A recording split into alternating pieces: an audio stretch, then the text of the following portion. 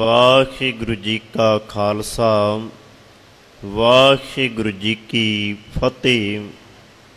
ਸਾਹਿਬਾਂ ਦੀ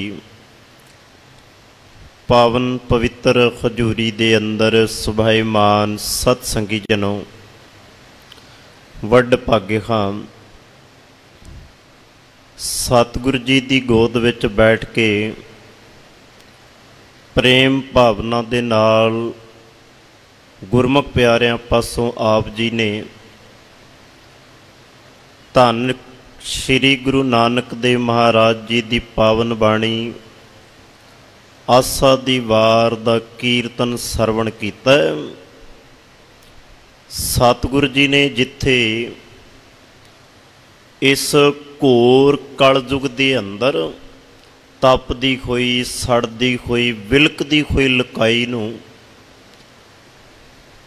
ਕੀਰਤਨ ਦੀ ਦਾਤ ਦਿੱਤੀ, ਉੱਥੇ ਨਾਲ ਇਹ ਬਚਨ ਕਿਹਾ, ਕਲਯੁਗ ਮੈਂ ਕੀਰਤਨ ਪ੍ਰਧਾਨਾ। ਇਸ ਕਲਯੁਗ ਦੇ ਅੰਦਰ ਕੀਰਤਨ ਪ੍ਰਧਾਨ ਹੈ।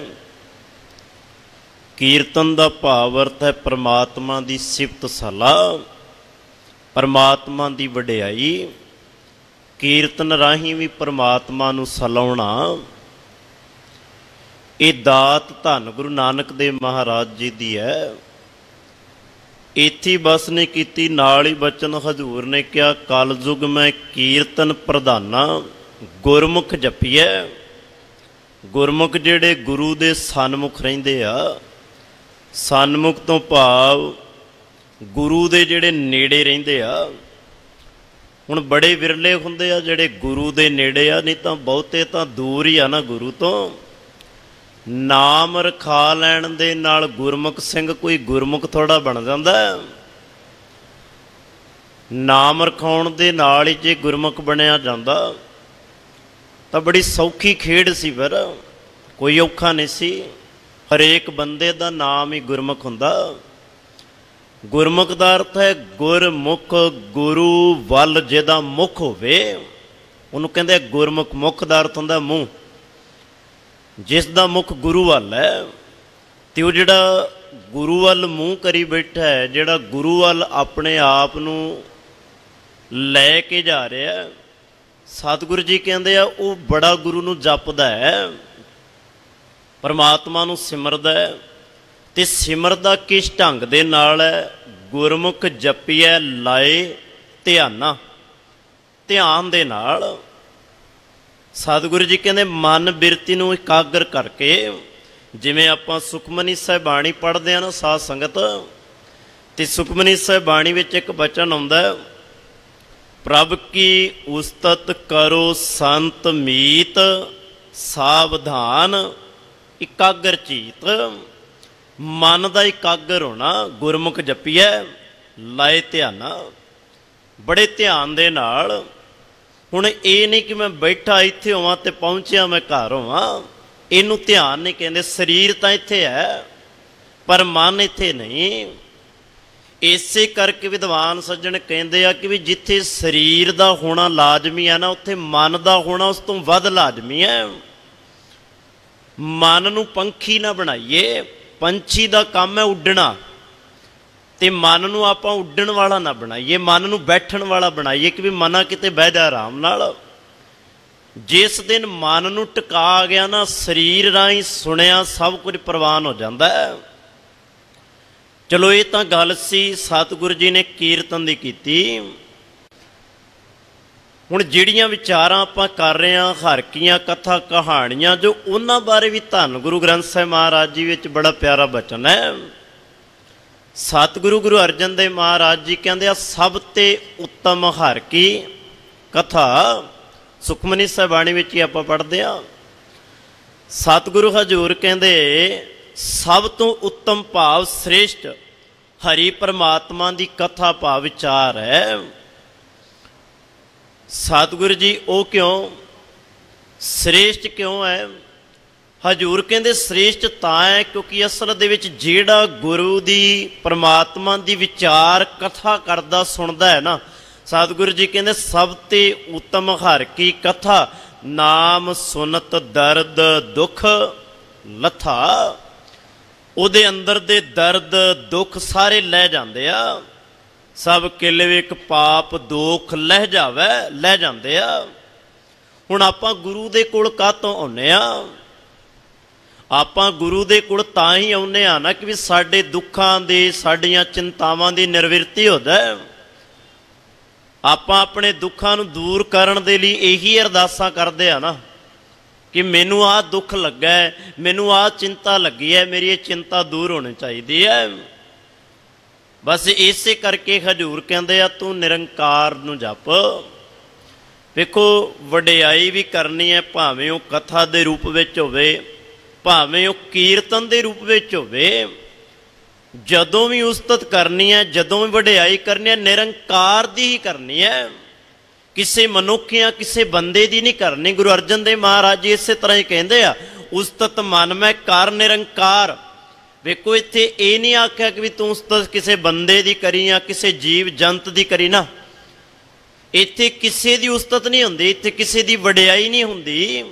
ਇੱਥੇ ਕਦੀ ਵੀ ਹੰਕਾਰ ਨੂੰ ਪੱਠੇ ਨਹੀਂ ਪਾਏ ਜਾਂਦੇ ਜਾਂ ਮਾਪ ਤੋਲ ਕੇ ਕਿਸੇ ਨੂੰ ਵੇਖ ਕੇ ਗੱਲ ਨਹੀਂ ਕੀਤੀ ਜਾਂਦੀ। ਇੱਥੇ ਜਦੋਂ ਵੀ ਗੱਲ ਹੁੰਦੀ ਹੈ ਸੱਚ ਦੀ ਹੁੰਦੀ ਹੈ। ਤੇ ਇੱਥੇ ਨਾਲੇ ਸਾਨੂੰ ਸਿਖਾਇਆ ਜਾਂਦਾ ਉਸਤਤ ਮਨ ਮੈਂ ਕਰ ਨਿਰੰਕਾਰ, ਕਰ ਮਨ ਮੇਰੇ ਸਤ ਵਿਵਹਾਰ, ਨਿਰਮਲ ਰਸਨਾ ਅੰਮ੍ਰਿਤ ਪੀਓ। ਜਿਸ ਦਿਨ ਤੂੰ ਇਸ ਅੰਮ੍ਰਿਤ ਨੂੰ ਪੀਣਾ ਸ਼ੁਰੂ ਕਰ ਦਿੱਤਾ ਨਾ, ਜਿਸ ਦਿਨ ਨਿਰੰਕਾਰ ਦੀ ਉਸਤਤ ਦੇ ਵਿੱਚੋਂ, ਪਰਮਾਤਮਾ ਦੀ ਵਡਿਆਈ ਦੇ ਵਿੱਚੋਂ ਤੈਨੂੰ ਉਹ ਅੰਮ੍ਰਿਤ ਰਸ ਮਿਲਣਾ ਸ਼ੁਰੂ ਹੋ ਗਿਆ, ਤੇ ਸਤਿਗੁਰੂ ਜੀ ਕਹਿੰਦੇ ਸਦਾ ਸੁਹੇਲਾ ਕਰ ਲੈ ਜੀਓ। ਫਿਰ ਤੇਰਾ ਇਹ ਜਿਹੜਾ ਜੀਓ ਹੈ ਨਾ, ਤੇਰਾ ਅੰਦਰ, ਤੇਰਾ ਆਤਮਾ, ਤੇਰਾ ਨਿਜ ਸੁਹੇਲਾ ਹੋ ਜਾਏਗਾ।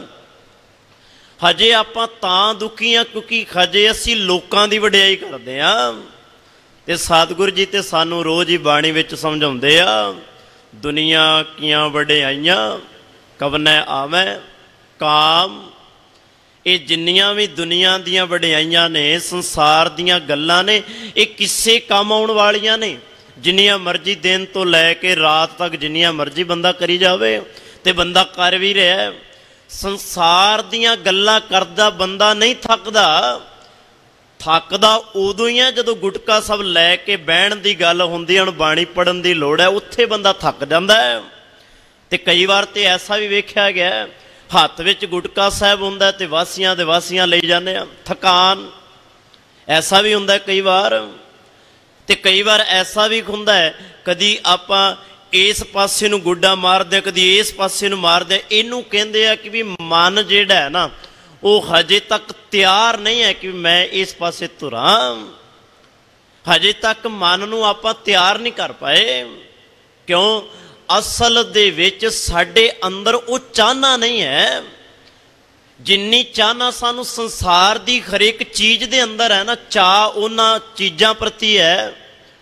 ਘਰ ਦੀ ਹਰੇਕ ਚੀਜ਼ ਸਾਨੂੰ ਸੋਹਣੀ ਲੱਗਦੀ ਹੈ, ਬੜੇ ਚਾਅ ਦੇ ਨਾਲ ਲਿਆ ਕੇ ਹਰੇਕ ਚੀਜ਼ ਆਪਾਂ ਘਰ ਦੇ ਵਿੱਚ ਸਜਾਈ ਹੁੰਦੀ ਹੈ। ਇਸੇ ਤਰ੍ਹਾਂ ਹੀ ਹੁੰਦਾ ਨਾ ਸਾਧ ਸੰਗਤ। ਬਸ ਜਦੋਂ ਗੱਲ ਆਉਂਦੀ ਹੈ ਨਾ, ਗੁਰੂ ਦੀ ਬਾਣੀ ਦਾ ਇੱਕ ਅੱਖਰ ਆਪਣੇ ਹਿਰਦੇ ਦੇ ਅੰਦਰ ਟਿਕਾ ਲੈ। ਜਿਉਂ ਵੇਖੋ ਨਾ, ਸਤਿਗੁਰੂ ਜੀ ਸਾਨੂੰ ਭਰੋਸਾ ਦਿਵਾਉਂਦੇ ਆ। ਹੁਣ ਗੁਰੂ ਦੀ ਬਾਣੀ ਤੋਂ ਤੇ ਆਪਾਂ ਮੋਹ ਨਾ ਫੇਰੀਏ। ਜੇ ਸਤਿਗੁਰੂ ਜੀ ਬੜੇ ਭਰੋਸੇ ਨਾਲ ਕਹਿੰਦੇ ਆ ਕਿ ਵੀ ਕਿਨਕਾ ਏਕ ਜਿਸ ਜੇ ਵਸਾਵੈ, ਤਾਂ ਕਿ ਮਹਿਮਾ ਗਨੀ ਨਾ, ਇੱਕ ਕਿਨਕਾ ਵਸਾਉਣ ਲੱਗਿਆ ਸਾਨੂੰ ਪ੍ਰੋਬਲਮ ਮਹਿਸੂਸ ਹੁੰਦੀ ਹੈ। ਇੱਕ ਸ਼ਬਦ ਪੜ੍ਹਨ ਲੱਗਿਆ, ਇੱਕ ਬਾਣੀ ਦਾ ਅੱਖਰ ਪੜ੍ਹਨ ਲੱਗਿਆ, ਸਾਨੂੰ ਚੇਤੇ ਰੱਖਣਾ ਥਕਾਨ ਪੈਦਾ ਹੋ ਜਾਂਦੀ ਹੈ। ਬਸ ਫਿਰ ਇਹ ਬਚਨ ਕਹਿਣੇ ਪੈ ਜਾਂਦੇ ਆ, ਬੱਧਾ ਚੱਟੀ ਜੋ ਭਰੇ ਨਾ ਗੁਣ ਨਾ ਉਪਕਾਰ। ਜਿਹੜਾ ਬੱਧਾ ਚੱਟੀ ਕਰਕੇ ਬਾਣੀ ਪੜ੍ਹਦਾ ਹੈ ਨਾ, ਬੱਧਾ ਚੱਟੀ ਭਾਵ ਕਿ ਵੀ ਕਦੀ ਐ ਨੂੰ ਕਦੀ ਆਉ ਨੂੰ, ਉਹਦੇ ਪੱਲੇ ਕਦੀ ਵੀ ਕੋਈ ਉਪਕਾਰ ਨਹੀਂ ਪੈਂਦਾ, ਤੇ ਨਾ ਹੀ ਉਹਦੀ ਬਿਰਤੀ ਪਰ ਉਪਕਾਰੀ ਵਾਲੀ ਬਣ ਸਕਦੀ ਹੈ। ਉਹਦੇ ਅੰਦਰ ਦਇਆ, ਧਰਮ, ਧੀਰਜ, ਸਤ, ਸੰਤੋਖ ਕਦੀ ਐਂਟਰ ਕਰ ਹੀ ਨਹੀਂ ਸਕਦੇ ਇਹ ਗੁਣ। ਕਿਉਂ? ਬੱਧਾ ਚੱਟੀ ਕਰ ਰਿਹਾ। ਇਸ ਕਰਕੇ ਬਾਣੀ ਨੂੰ ਕਦੀ ਵੀ ਬੱਧਾ ਚੱਟੀ ਕਰਕੇ ਨਹੀਂ ਪੜ੍ਹਨਾ। ਬਾਣੀ ਨੂੰ ਜਦੋਂ ਵੀ ਪੜ੍ਹਨਾ ਪ੍ਰੇਮ ਦੇ ਨਾਲ ਪੜ੍ਹਨਾ ਹੈ, ਬਾਣੀ ਦਾ ਅਦਬ ਸਤਿਕਾਰ ਕਰਨਾ ਹੈ।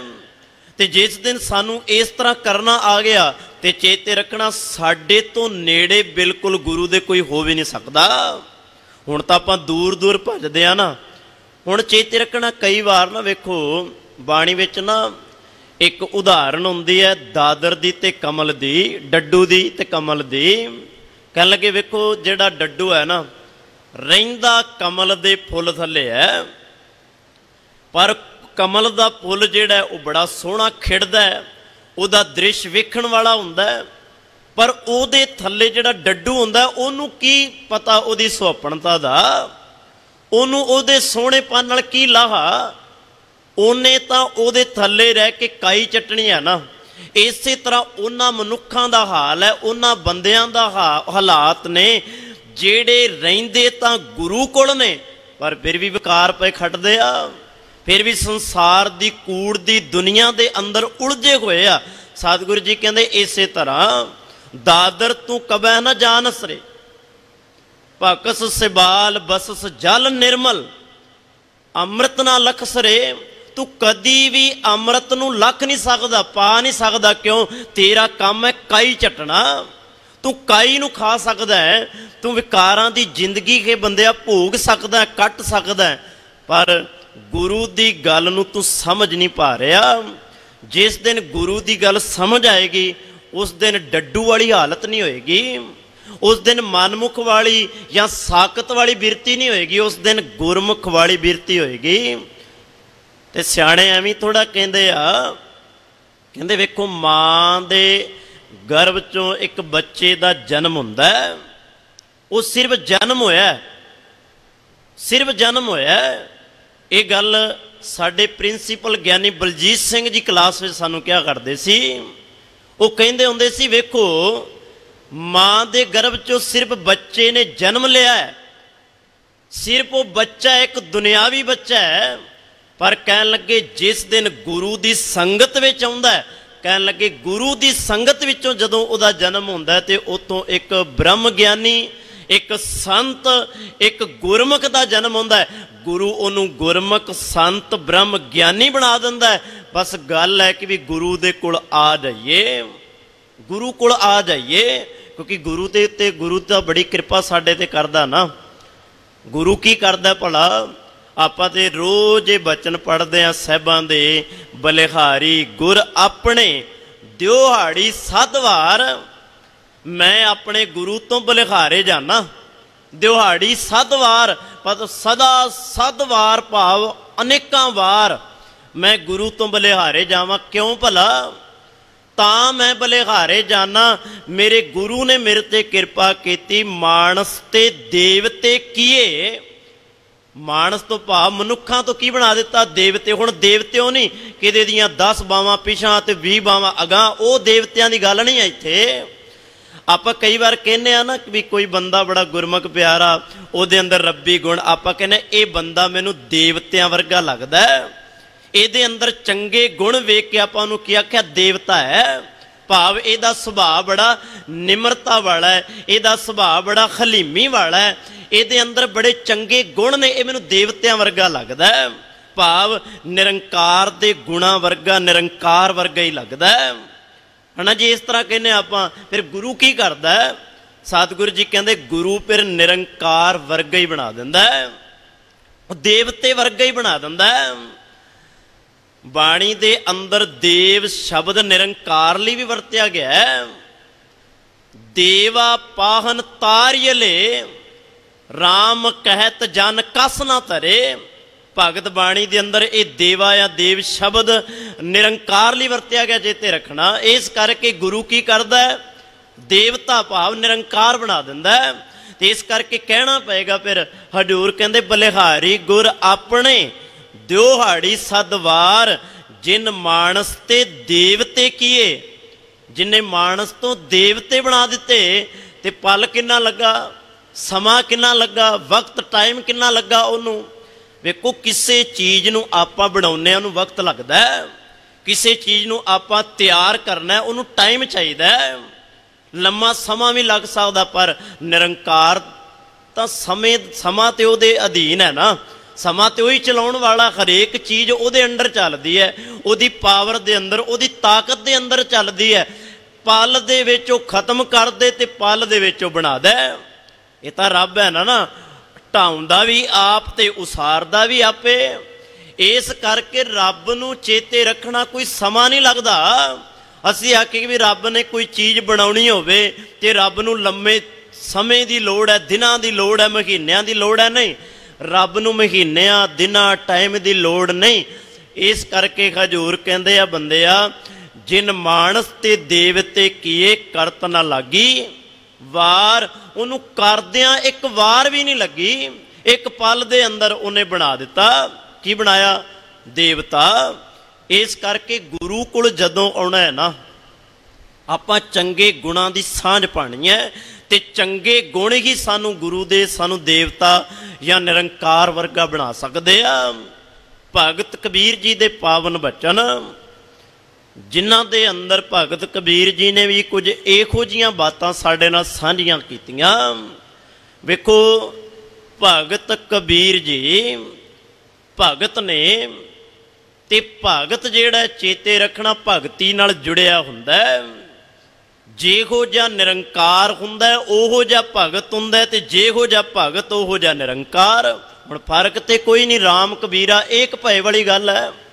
ਹੁਣ ਜਿੱਥੇ ਰਾਮ ਕਬੀਰਾ ਇੱਕ ਹੋ ਗਏ, ਉੱਥੇ ਚੇਤੇ ਰੱਖਣਾ ਕੋਈ ਚੀਜ਼ ਵੱਖ ਥੋੜਾ ਕੱਢੀ ਜਾ ਸਕਦੀ ਹੈ। ਹੁਣ ਦੁੱਧ ਦੇ ਵਿੱਚ ਦੁੱਧ ਮਿਲਾ ਦਈਏ ਤੇ ਮੈਂ ਆਖਾਂ ਪਹਿਲਾਂ ਮਿਲਾਇਆ ਸੀ ਮੈਂ ਵਾਪਸ ਕੱਢ ਲਾਂ, ਕਦੇ ਵੀ ਨਹੀਂ ਹੋ ਸਕਦਾ। ਪਾਣੀ ਦੀਆਂ 2 ਬਾਲਟੀਆਂ ਪਾਣੀ ਲਓ ਤੇ ਦੋਵਾਂ ਨੂੰ ਮਿਕਸ ਕਰ ਦਿਓ, ਕਹਿ ਦਿਓ ਕਿ ਮੈਂ ਉਹ ਅਲੱਗ-ਅਲੱਗ ਦੋਵੇਂ ਕਰਨੀਆਂ ਨੇ, ਹੁਣ ਜਿਹੜਾ ਪਾਇਆ ਉਹ ਵਾਪਸ ਕੱਢ ਲਾ, ਨਹੀਂ, ਇਹ ਕਦੇ ਨਹੀਂ ਹੋ ਸਕਦਾ ਤੇ ਨਾ ਹੀ ਹੋਏਗਾ।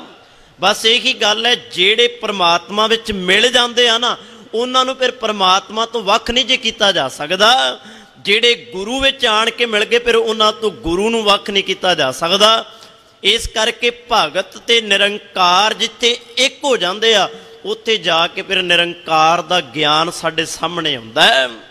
ਉਸ ਪਾਕ ਪਵਿੱਤਰ ਹਿਰਦੇ ਦੇ ਅੰਦਰੋਂ ਜੋ ਰੂਹਾਨੀਅਤ, ਜੋ ਅਧਿਆਤਮਕ ਪੱਖ ਦੇ ਬਚਨ ਸੰਸਾਰ ਲਈ ਭਗਤ ਕਬੀਰ ਜੀ ਨੇ ਸਾਡੇ ਸਾਹਮਣੇ ਰੱਖਿਆ, ਆਪਾਂ ਉਹਨਾਂ ਦੀ ਵਿਚਾਰ ਕਰ ਰਹੇ ਹਾਂ। ਇਹ ਕੋਈ ਬਚਨ ਆਮ ਹਿਰਦੇ ਵਿੱਚੋਂ ਨਹੀਂ ਨਿਕਲੇ, ਇਹ ਕੋਈ ਬਚਨ ਚੇਤੇ ਰੱਖਣਾ ਹਵਾ ਵਿੱਚ ਤੀਰ ਵਾਂਗ ਨਹੀਂ ਆਏ। ਇਹ ਬਚਨ ਚੇਤੇ ਰੱਖਣਾ ਉਹ ਕਮਾਈ ਦੇ ਵਿੱਚੋਂ ਆਏ ਆ, ਜੋ ਭਗਤ ਕਬੀਰ ਜੀ ਨੇ ਕਮਾਈ ਹੋਈ ਹੈ। ਤੇ ਭਗਤ ਕਬੀਰ ਜੀ ਅੱਜ ਦੇ 2 ਬਚਨ ਮੈਂ 2 ਪਦੇ ਤੁਹਾਡੇ ਨਾਲ ਸਾਂਝੇ ਕੀਤੇ। ਇਹਨਾਂ ਬਚਨਾਂ ਦੀ ਵਿਚਾਰ ਤੋਂ ਪਹਿਲਾਂ ਆਓ ਇੱਕ ਵਾਰੀ ਸਾਰੇ ਗੁਰਮੰਤਰ ਦਾ ਜਾਪ ਕਰੋ। ਆਖੋ ਜੀ, ਸਤਨਾਮ ਸ੍ਰੀ ਵਾਹਿਗੁਰੂ। ਫਿਰ ਆਖੋ ਜੀ, ਸਤਨਾਮ ਸ੍ਰੀ ਵਾਹਿਗੁਰੂ। ਭਗਤ ਕਬੀਰ ਜੀ ਕਹਿੰਦੇ ਆ, 10ਵੀਂ ਦੈਂ ਦਿਸ ਹੋਏ ਆਨੰਦ। 10ਵੀਂ ਭਾਵ 10ਵਾਂ, 10 ਸ਼ਬਦ ਗਿਣਤੀ ਵਾਲਾ।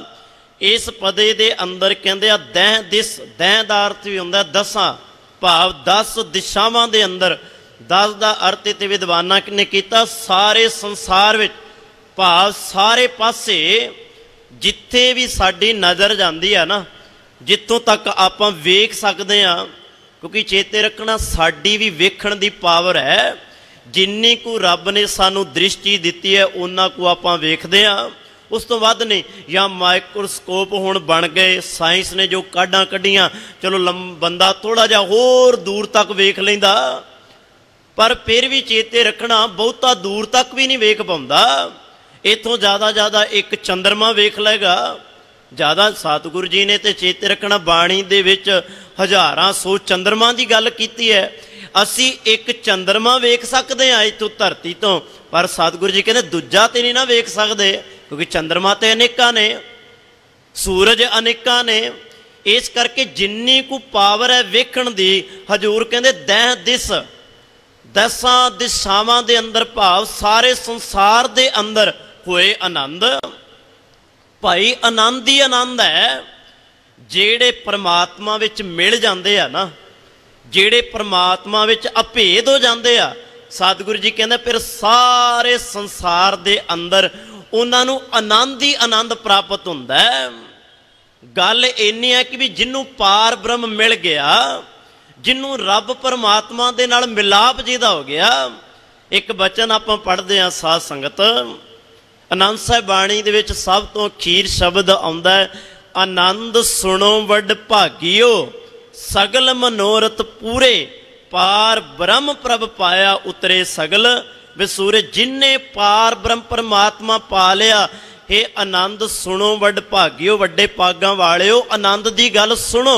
उन्होंने चारे पासे आनंद ही आनंद होएगा, सुख ही सुख उहदे जीवन विच होएगा, उहदे दुख विसूरे सब उतर जाणगे। जिन्ने अपना संपर्क परमात्मा दे नाल जोड़ लिया।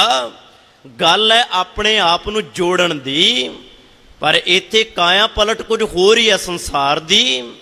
संसार दे अंदर चेते रखना, असी संसार दी हरेक चीज़ दे नाल ते जुड़े हुए हैं, पर आपां निरंकार दे नाल नहीं जुड़े हुए। संसार दी हरेक चीज़ सानू चंगी लगती है, संसार दी हरेक चीज़ सानू सोहनी लगती है, पर ना तो सानू निरंकार चंगा लगता है, ना सानू निरंकार सोहना लगता है। उहदी बनाई हरेक चीज़ सोहनी चंगी लगती है। बस गल इन्नी है, जिसने परमात्मा तक अपने आप नूं जोड़ लिया ना, फिर चेते रखना उन्हों हरेक चीज़ तो चंगी लगेगी लगेगी, वो परमात्मा भी उन्होंने चंगा लगेगा। वो ताकि उन्होंने पता लग गया इस गल का कि जेड़ा आनंद है, जिहड़ियां खुशियां ने, जेड़े सुख ने, वो मैनू निरंकार देण वाला है। वो तो मैनू रोज़ ये गल सिखाउंदा है, वो तो रोज़ मैनू ये गल कहंदा है, घर सुख वसिया। सुख भाव वो आनंद तेरे घर हिरदे दे अंदर भी वसिया होया है, इत्थे बस नहीं वो करदा। वो रोज़ मैनू कहंदा है, घर सुख वसिया बाहर सुख पाया, कहो नानक गुर मंत्र दृढ़ाया। मेरे गुरु ने मैनू ये मंत्र दृढ़ा दिता है, मेरे गुरु ने मैनू ये गल सिखा दी है कि भी मेरे हिरदे दे अंदर भी हुण आनंद है, मेरे हिरदे दे अंदर भी सुख है। तो हुण जे मैं बाहर किते जाना, बाहर भी मेरे नाल वो आनंद वो सुख उस तरह रहिंदा है। आनंद शब्द है ना जिहड़ा साध संगत, इनू आपां बड़े सौखे जे भाव अर्थां विच लैने आ। असी प्रशादा छकिया, रोटी खाधी, असी कह दिता बड़ा आनंद आया। उस तो बाद जी चलो एक दो उदाहरणां होर लै लो। आपां कपड़ा लैके उन्होंने सवा के पाया ते पा के आख्या बड़ा आनंद आया। यही होया जी, कोई चीज़ सानू चंगी लगी, साडे मन नूं उन्होंने आपां खरीदिया, खरीद के ते आख्या बड़ा आनंद, बड़ी खुशी हुई।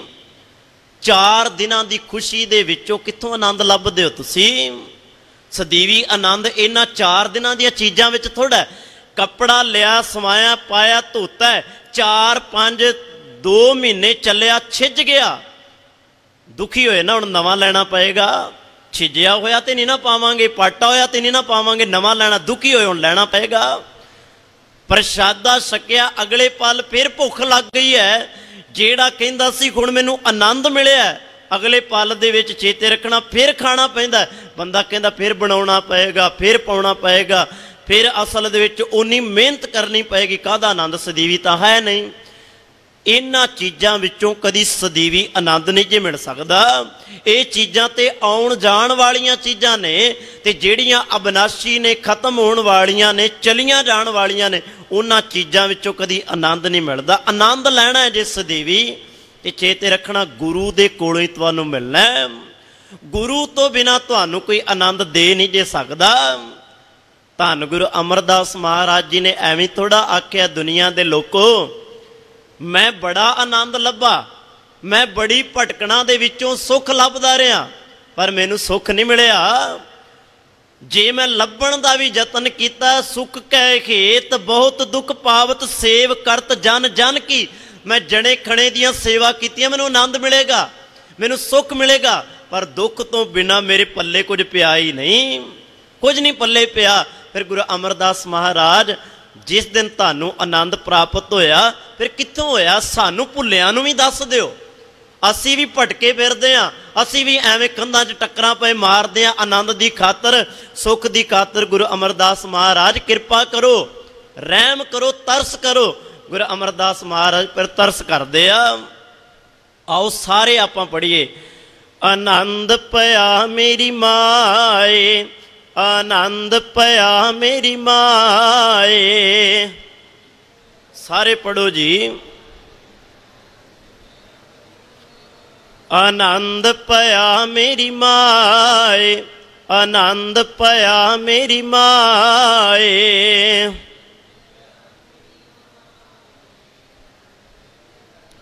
सतगुरु मैं पाया, सतगुरु मैं पाया।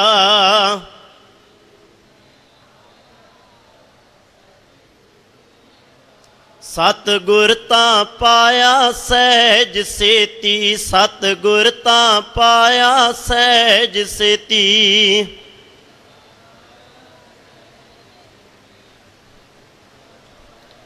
मन वजियां वाधाइयां, मन वजियां वाधाइयां।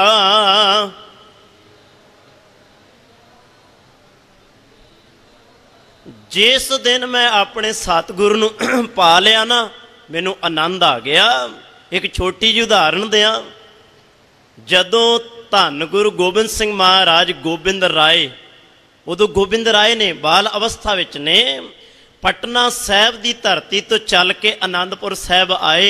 जदों गुरु तेग बहादुर महाराज जी तख्त ते बैठे आ, सामने विराजमान, ते धन गुरु गोबिंद सिंह महाराज जदों अपने पिता जी नूं मिलन आए ते मुख तो बचन उचारण कीता सी। उदण भी यही बचन क्या सी, आनंद भया मेरी माए, सतगुरु मैं पाया। दुनिया दियां खुशियां एक पासे, दुनिया दे चाह एक पासे। हे मेरी माँ, मेरा गुरु मैनू मिल पिया, मेरा सच्चा पातशाह गुरु तेग बहादुर मैनू मिल गया। इहदे तो वड्डा आनंद होर की हो सकदा है। साध संगत, जे आनंद की गल करिए ना, उही है मेरा कलगियां वाला पातशाह, जेड़ा धन गुरु तेग बहादुर महाराज जी नूं वेख के कहंदा सी आनंद भया, मैनू आनंद आ गया। जदों ओदियां अखां दे सामने, ओदियां अखां दे सामने चमकौर साहब की धरती ते जदों साहिबजादे जंग लड़दे जमीन दे उत्ते पए हुए सन ते ओ जकारे छड्डदा सी, उदों भी आनंद दे विच सी। ओदा आनंद खत्म थोड़ा हो गया। असीं कहा कि एक पासे गुरु नूं वेख के आनंद दीयां गल्लां करदा, चमकौर साहब ओदा आनंद थोड़ा खत्म हो गया। उत्थे अपने पुत्रां दीयां लाशां नूं वेख के भी चेते रखना, ओ जकारे लाउंदा, आनंद दीयां गल्लां करदा। ते जिस दिन नूरे माही ने आके साहिबजादियां दीयां मां दीयां गल्लां सुनाइयां, उस दिन भी वो आनंद दे विच सी। उस दिन भी उहदे अंदर दी बिरती बदली नहीं, इहने कोई फर्क नहीं पिया, आनंद दे विच सी, वो चाह दे विच सी। उदों भी कह रहा सी, इन पुत्रन के शीस परवार दिए सुत चार, चार मुए तो क्या हुआ जीवत कई हजार। उदों भी आनंद विच सी। चेते रखना, आनंद वो नहीं हुंदा जिहड़ा कुछ पल दा होवे ते फिर चलिया जावे, फिर खा के आखिए आनंद हो गया। आनंद लैना ते गुरु वर्गा आनंद लैके आइए, आ आनंद हुंदा है। खुशी विच भी उसे खेड़े विच रहिए ते गमी विच भी उसे खेड़े विच रहिए। ना सानू सुख विच डलावे ते ना सानू दुख विच डलावे। इनू कहंदे आ आनंद।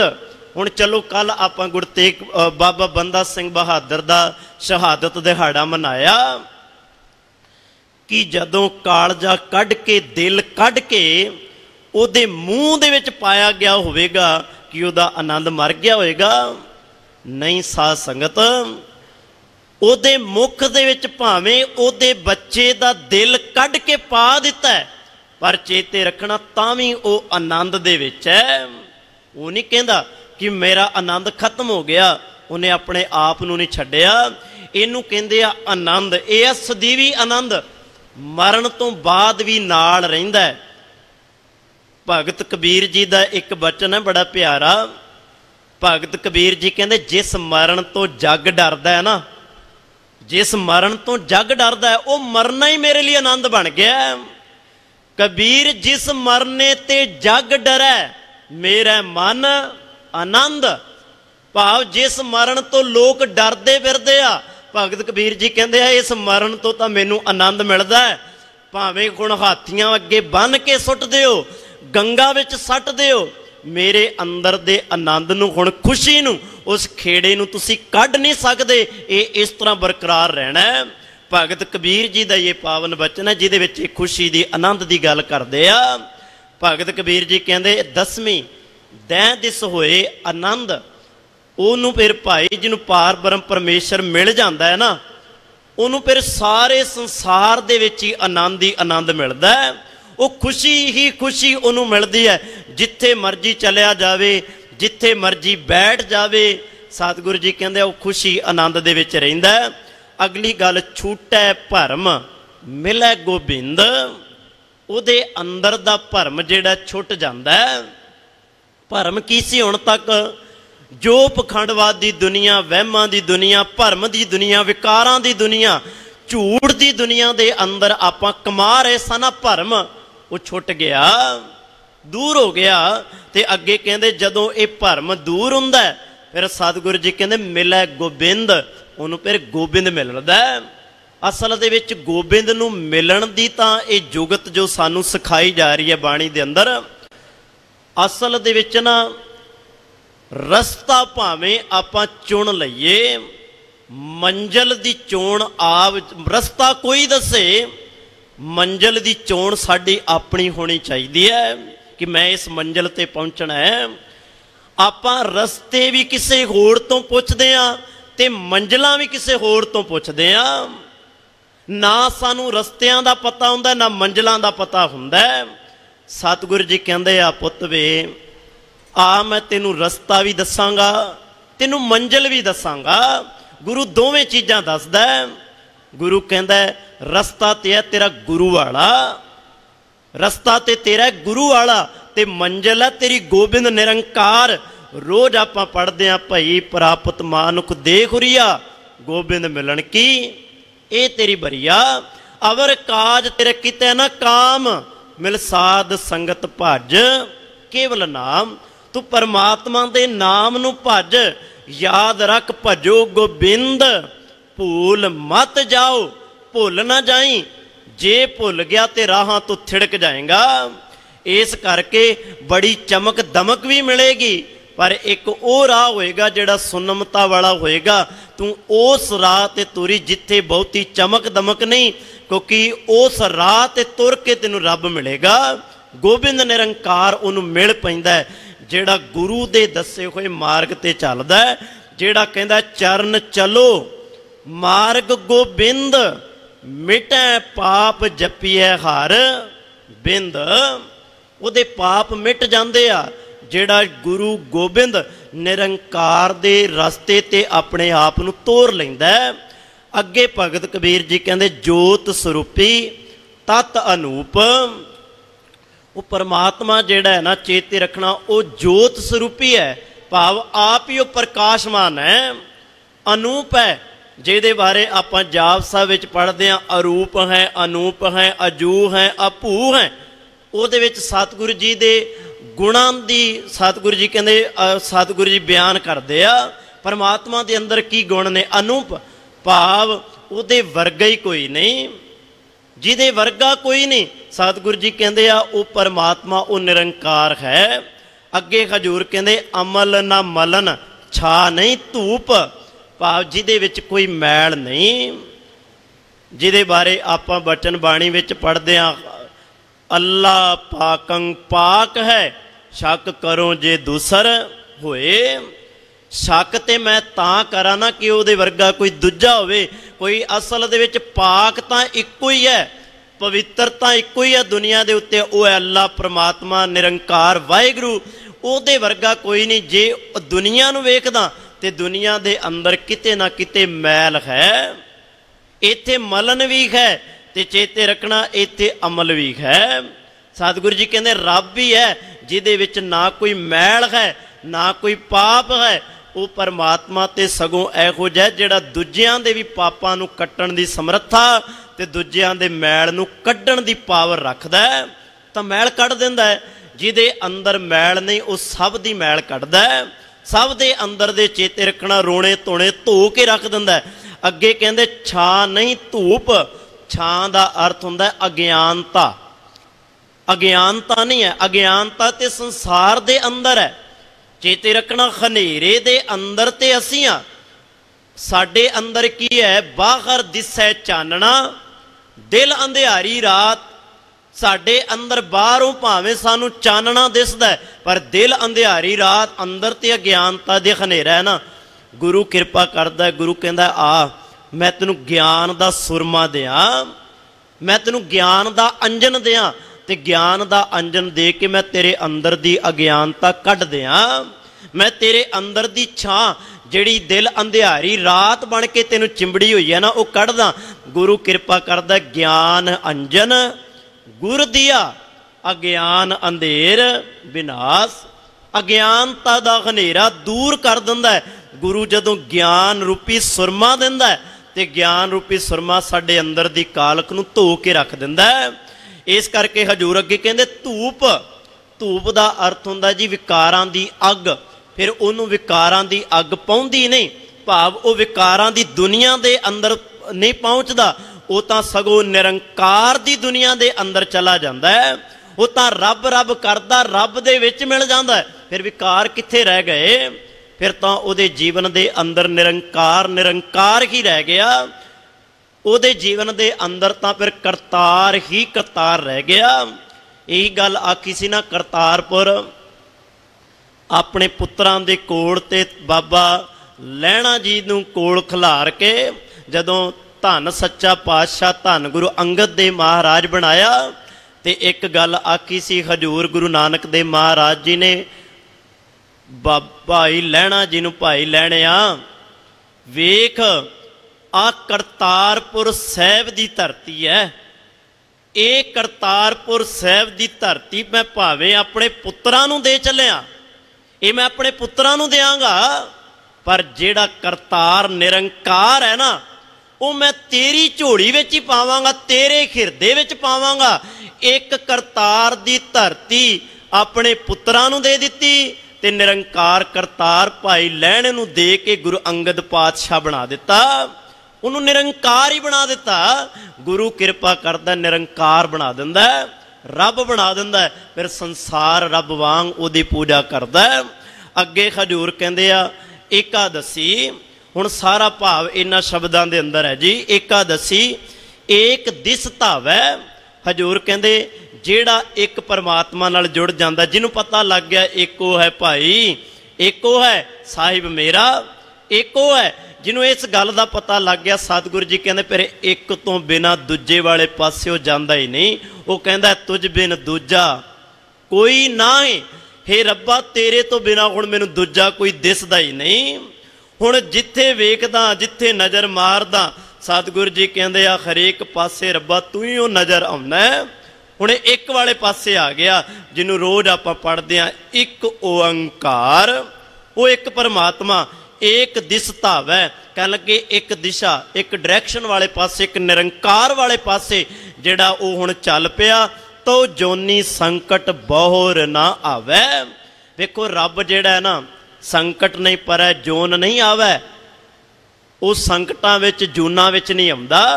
ते जिहड़ा रब नूं जपण लग जांदा है, जिहड़ा निरंकार नूं ध्यान लग जांदा है, हजूर भगत कबीर जी कहंदे आ, कहण लगे रब जिहड़ा संकटां विच जूनां विच नहीं आउंदा, जिहड़ा रब नूं ध्यान लग जाए तो जोनी संकट बोर ना आवे।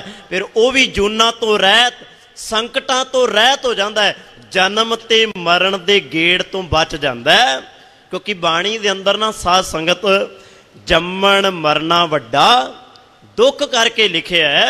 सब तो वड्डा दुख जम्मना ते मरना है, भाव ये बंदे दे नाल तुरिया आउंदा है। ते हजूर कहंदे जिहड़ा निरंकार नाल जुड़ जाए, सो कहो टल गुर सेविए ऐन सहज सुभाए, दर्शन परसिया गुरु कै जन्म मरण दुख जाए। ਉਹਦਾ ਇਹ ਦੁੱਖ दूर हो जाता है ਜਿਹੜਾ गुरु दे कोल आ जाता है। अगे हजूर कहते आ शीतल निर्मल भया शरीरा, ਉਹਦਾ ਜਿਹੜਾ शरीर सी वो शीतल हो गया। ਉਹਦੇ जीवन के अंदर हुण ठंडे बुल्ले कहने ना आपां कि भी सोखी सुख आ गया, निर्मल भया शरीर आ। ते ਜਿਹੜਾ शरीर सी ਉਹ ਕੀ ਹੋਇਆ? ਮੈਲ ਤੋਂ ਰਹਿਤ ਹੋ ਗਿਆ। ਹੁਣ ਉਸ ਸਰੀਰ ਦੇ ਅੰਦਰ ਕੋਈ ਵਿਕਾਰ ਨਹੀਂ ਰਿਹਾ, ਉਸ ਸਰੀਰ ਦੇ ਅੰਦਰ ਚੇਤੇ ਰੱਖਣਾ ਕੋਈ ਵਿਕਾਰ ਨਹੀਂ ਰਿਹਾ। ਉਹ ਸਰੀਰ ਹੁਣ ਕਹਿੰਦੇ ਪਵਿੱਤ, ਸੁਣਦੇ ਪਵਿੱਤ, ਸਤਿਗੁਰ ਰਖਿਆ ਭਰਪੂਰੇ। ਉਹ ਤਾਂ ਕਹਿੰਦਿਆਂ ਵੀ ਪਵਿੱਤਰ, ਸੁਣਦਿਆਂ ਵੀ ਪਵਿੱਤਰ ਹੋ ਗਿਆ, ਜਿਹਨੂੰ ਗੁਰੂ ਨੇ ਆਪਣੇ ਵੱਲ ਕਰ ਲਿਆ। ਅਗਲੀ ਗੱਲ ਲਾਸਟ ਵਿੱਚ ਹਜ਼ੂਰ ਕਹਿਣ ਲੱਗੇ, ਦੂਰ ਬਤਾਵਤ ਪਾਇਆ ਨੀਰਾ। ਹੁਣ ਤੱਕ ਮੈਂ ਸਮਝਦਾ ਸਾਂ ਕਿ ਵੀ ਬੜਾ ਦੂਰ ਹੈ। ਪੁੱਛਣ ਵਾਲਿਆਂ ਨੂੰ ਪੁੱਛਿਆ, ਉਹ ਵੀ ਕਹਿੰਦੇ ਬੜਾ ਦੂਰ ਹੈ। ਪਰ ਮੈਨੂੰ ਬਾਣੀ ਨੇ ਆਖਿਆ, ਕਹਿ ਰਵਿਦਾਸ ਹਾਥ ਪੈ ਨੇਰਾ। ਮੈਨੂੰ ਗੁਰੂ ਨੇ ਸਮਝਾ ਦਿੱਤਾ, ਨਹੀਂ ਉਹ ਭਲਿਆ ਦੂਰ ਨਹੀਂ ਆ, ਰੱਬ ਤਾਂ ਤੇਰੇ ਹੱਥ ਤੋਂ ਵੀ ਨੇੜੇ ਆ। ਕਦੀ ਉਹਨੂੰ ਮਹਿਸੂਸ ਕਰਕੇ ਤਾਂ ਵੇਖ। ਜਿਸ ਦਿਨ ਮਹਿਸੂਸ ਕਰੇਗਾ, ਕਹਿ ਉੱਠੇਗਾ ਭਗਤ ਰਵਿਦਾਸ ਜੀ ਵਾਂਗ, ਹੁਣ ਤੱਕ ਮੈਂ ਦੂਰ ਵਹਿੰਦਾ ਰਿਹਾ, ਰੱਬ ਤਾਂ ਮੇਰੇ ਹੱਥ ਤੋਂ ਵੀ ਮੇਰੇ ਤੋਂ ਨੇੜੇ ਹੈ, ਇੰਨਾ ਨੇੜੇ। ਇਸੇ ਗੱਲ ਨੂੰ ਭਗਤ ਕਬੀਰ ਜੀ ਕਹਿੰਦੇ ਦੂਰ ਬਤਾਵਤ, ਕਹਿੰਦਾ ਸਾਂ ਦੂਰ ਹੈ, ਪਰ ਕਹਿਣ ਲੱਗੇ ਨਹੀਂ ਦੂਰ ਨਹੀਂ, ਪਾਇਆ ਨੀਰਾ। ਜਦੋਂ ਗੱਲ ਮੈਂ ਪਾਉਣ ਦੀ ਕੀਤੀ, ਉਹਨੂੰ ਵੇਖਣ ਦੀ, ਉਹਦੇ ਦੀਦਾਰੇ ਕਰਨ ਦੀ ਕੀਤੀ, ਉਹ ਤਾਂ ਮੈਨੂੰ ਬਿਲਕੁਲ ਮੇਰੇ ਨੇੜੇ ਨਜ਼ਰ ਆਇਆ, ਉਹਦੇ ਬੜਾ ਨੇੜੇ ਹੈ। ਮੈਂ ਹੁਣ ਤੱਕ ਆਕਾਸ਼ ਵਿੱਚ ਲੱਭਦਾ ਰਿਹਾ, ਮੈਂ ਹੁਣ ਤੱਕ ਜਲ ਪਰਬਤ ਪਤਾ ਨਹੀਂ ਕਿੱਥੇ ਕਿੱਥੇ ਜੰਗਲਾਂ ਵਿੱਚ ਟੋਲਦਾ ਰਿਹਾ, ਪਰ ਰੱਬ ਤਾਂ ਮੇਰੇ ਅੰਦਰ ਬੈਠਾ। ਦਿਲ ਮੈਂ ਖੋਜ ਦਿਲੇ ਦਿਲ ਖੋਜੋ, ਇਹੀ ਠੋਰ ਮੁਕਾਮਾ। ਜਦੋਂ ਮੇਰੇ ਗੁਰੂ ਨੇ ਆਖਿਆ ਆਪਣੇ ਅੰਦਰ ਖੋਜ ਓਏ, ਰੱਬ ਤੇਰੇ ਅੰਦਰ ਬੈਠਾ ਈ, ਉਦਣ ਮੈਂ ਆਪਣੇ ਅੰਦਰੋਂ ਖੋਜਿਆ, ਰੱਬ ਮੈਨੂੰ ਅੰਦਰ ਬੈਠਾ ਨਜ਼ਰ ਆਇਆ। ਮੈਨੂੰ ਪਤਾ ਲੱਗਾ, ਫਰੀਦਾ ਜੰਗਲ ਜੰਗਲ ਕਿਆ ਟੁੰਡੇ, ਵਣ ਕੰਡਾ ਮੋੜ, ਐਵੇਂ ਕੰਡਿਆਂ 'ਚ ਵੱਜਦਾ ਫਿਰਨਾ, ਨਾ ਵੱਜ ਕੰਡਿਆਂ ਵਿੱਚ। ਆ ਮੈਂ ਤੈਨੂੰ ਦੱਸਾਂ, ਵੱਸੀ ਰੱਬ ਖਿਆਲੀ ਹੈ, ਜੰਗਲ ਕਿਆ ਟੁੰਡੇ, ਰੱਬ ਤਾਂ ਤੇਰੇ ਅੰਦਰ ਵੱਸਦਾ ਹੈ। ਪਾਇਆ ਨੀਰਾ। ਜਦੋਂ ਇਹਨਾਂ ਗੱਲਾਂ ਦੇ ਨਾਲ ਮੇਰੇ ਅੰਦਰ ਨੇ ਜਦੋਂ ਮੈਨੂੰ ਹਲੂਣਿਆ, ਤੇ ਮੈਂ ਆਪਣੇ ਅੰਦਰ ਦੀ ਖੋਜ ਕੀਤੀ, ਮੈਂ ਆਪਣੇ ਅੰਦਰ ਨੂੰ ਲੱਭਿਆ, ਰੱਬ ਅੰਦਰ ਹੀ ਲੱਭ ਗਿਆ। ਬਾਹਰ ਨਾ ਭਾਲੋ, ਬਾਹਰ ਢੋਲੇ ਸੋ ਭਰਮ ਭੁਲਾਈ ਵਾਲੀ ਗੱਲ ਹੋ ਜਾਏਗੀ। ਰੱਬ ਨੂੰ ਅੰਦਰ ਵੇਖਣ ਦਾ ਯਤਨ ਕਰੀਏ। ਜਿਸ ਦਿਨ ਆਪਣੇ ਅੰਦਰ ਵੇਖਾਂਗੇ, ਸਭ ਦੇ ਅੰਦਰ ਰੱਬ ਨਜ਼ਰ ਆਏਗਾ। ਭਗਤ ਕਬੀਰ ਜੀ ਦੇ ਇਹਨਾਂ ਬੋਲਾਂ ਦੀ ਵਿਚਾਰ ਕਰਦਿਆਂ, ਬਚਨਾਂ ਦੀ ਵਿਚਾਰ ਕਰਦਿਆਂ ਬੇਅੰਤ ਭੁੱਲਾਂ ਗਲਤੀਆਂ ਬਖਸ਼ ਲੈਣੀਆਂ ਜੀ। ਆਪ ਸਭ ਸੰਗਤਾਂ ਦਾ ਬਹੁਤ ਬਹੁਤ ਧੰਨਵਾਦ। ਸਤਿਗੁਰੂ ਜੀ ਆਪ ਜੀ ਨੂੰ ਚੜ੍ਹਦੀ ਕਲਾ ਬਖਸ਼ਣ ਜੀ। ਵਾਹਿਗੁਰੂ ਜੀ ਕਾ ਖਾਲਸਾ, ਵਾਹਿਗੁਰੂ ਜੀ ਕੀ ਫਤਿਹ।